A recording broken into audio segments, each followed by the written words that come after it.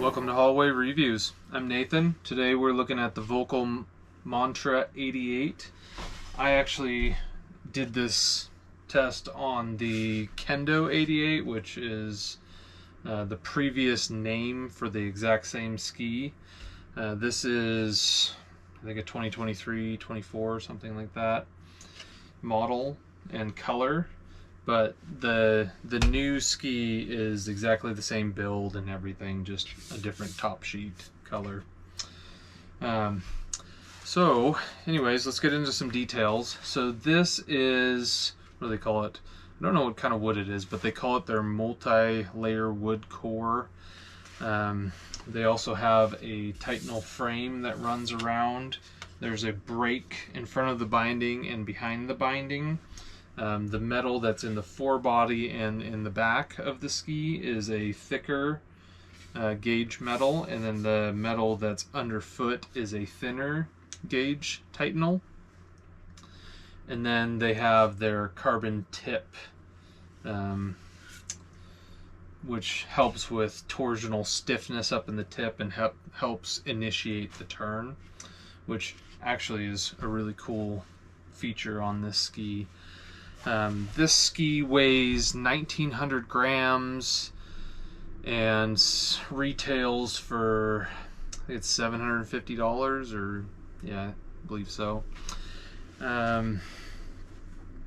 As far as the details with shape rocker and that kind of thing, this is kind of a unique ski, as it has, for a skinnier ski, it's 88 underfoot. It has quite a bit of rocker. The rocker starts all the way down here, and if you decamber it, it actually goes like 1.5 feet down the ski.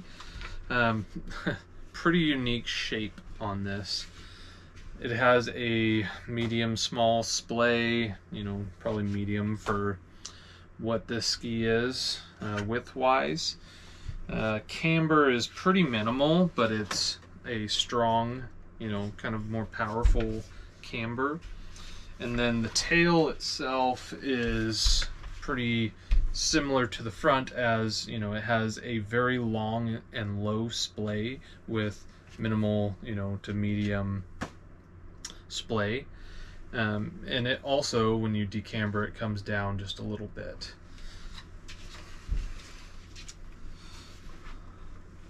This was a pretty fun ski for me to review. I really enjoyed skiing this thing because I tend to have kind of a carving oriented style anyways, so this was pretty fun. I was hoping for a pretty strong, on edge, powerful, damp ski, and this didn't really it had all of the things that I was hoping it to have. It wasn't quite as damp as I thought it would be, but it's pretty darn damp. I was expecting, kind of extreme dampness for, the width, and it is very damp. It is pretty strong. It does have sharp edges, and you do need to be a pretty good skier, at least a, upper intermediate skier to probably appreciate this ski for what it is. You do have to, unweight its tails to get it to come around in moguls, and off-piste conditions. You just need to have good ski technique, and you need to, unweight the tails, appropriately. It is extremely fun on piste. This was a very exciting on piste ski. It does long turns, it does short turns, it does very short turns. It has their 3D radius, so it's 3 different radiuses underfoot, in the tips, and in the tails. I'm going to read it to you. So their 3D radius is 29 in the tips, I think. Yeah, 29 in the tips, 16 underfoot, and then 25 in the tails. So pretty stinking long in the front and the back, and then pretty short underfoot. But it really makes for a fun, if you're not tipping it high on edge, you get these really long, powerful, stable turns at high speed. And then if you want to really make short turns, you tip it over, and it kind of engages that center portion of the ski, and it really, really rips a tight radius turn. Like, this thing is extremely fun, like slalom style, rip turns. A ton of fun. As far as edge grip, it has gobs and gobs of edge grip. It really can hold on to the turn. No issues there. I've skied it in almost, ice, and this thing was tons of fun. Obviously on ice it's going to have a little trouble, but I think the shape lends to that, but mostly the edges are just pretty sharp, so it's going to grip and hold on really, really strongly. As far as off-piste conditions,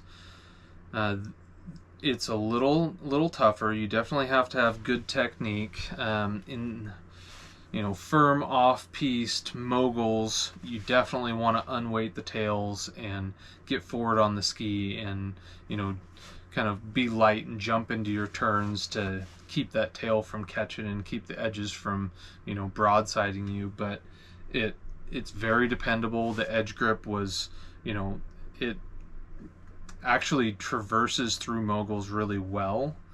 I think it's got a, it's pretty stiff flex, but it's pretty round, and it has enough flex that you can kind of bend it in through moguls, as long as they're not too tight. If you get really tight, weird moguls, then any ski's a handful, unless it just has no edges or it's soft as a noodle.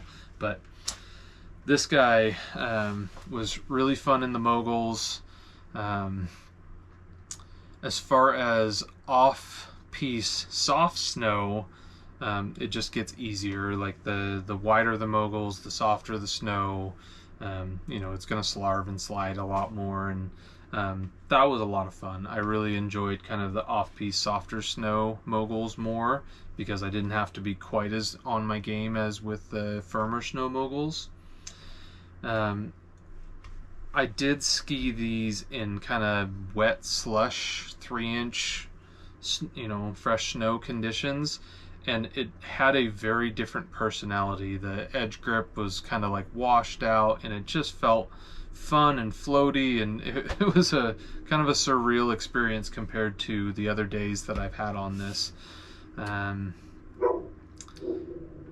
it actually did really well. It floated and kind of slid through everything, and even carving was pretty fun, as long as it doesn't get too sticky. I mean, you definitely need to have some buildup of tiff pressure on this ski to get it to bend and get it to like come around and do those fun kind of exciting turns. I wouldn't say it's the most forgiving ski, neither in flex or in the edge strength. you definitely want to have good technique and at least, you know, like I said, upper intermediate skill. And you know, it pretty much could double as a skinny all mountain ski and a on-piste slalom ski. Like if you had a slalom race ski and a 90 underfoot all mountain ski, and you wanted just one ski to do all of those things, this is probably the best example of a ski that could kind of double as both of those, because it carves extremely well, it holds an edge extremely well, it, you know, is fun and exciting and snappy and quick, and you know, it's not, you know, maybe a medium weight, but like it's not very heavy. It's only 1900 grams and it absolutely rips turns and is pretty darn damp. Very fun, very exciting. Who might want this? Somebody who wants to do lots of different turn shapes and prefers a ski that can do short turns, short powerful turns, and somebody who wants lots of edge grip and lots of control. You know, somebody who has good ski technique, maybe an ex-racer or somebody who's been working on their ski technique for years. I would definitely not put, you know, a fresh intermediate or beginner skier on this. They wouldn't enjoy it. It wouldn't wouldn't be that much fun. But for anybody, you know, upper intermediate and looking for something with lots of edge grip, lots of you know, power, and you know, just an exciting carving ski that can go off piste, you know, with good ski technique, this thing is a blast. I've had a ton of fun on these, and looking forward to having more days on these as well. You know, durability, these, you know, Volkl makes pretty solid skis. Just having that metal, you know, around the edges is gonna create a pretty solid, you know, durable ski. And they're very solid, very strong. They hold up really well. Top sheets, like, I've marred them a little bit, but they've actually held up really well. Let's see, where are we at? So, the circle test. I'm going to try to get a circle test in on this guy too, and hopefully I can put it in right now. This guy is pretty fun to hit, so I hope you guys like the review, and if there's anything I missed or any questions that you guys have, let me know in the comments below. And otherwise, like and subscribe, and we'll see you on the next one.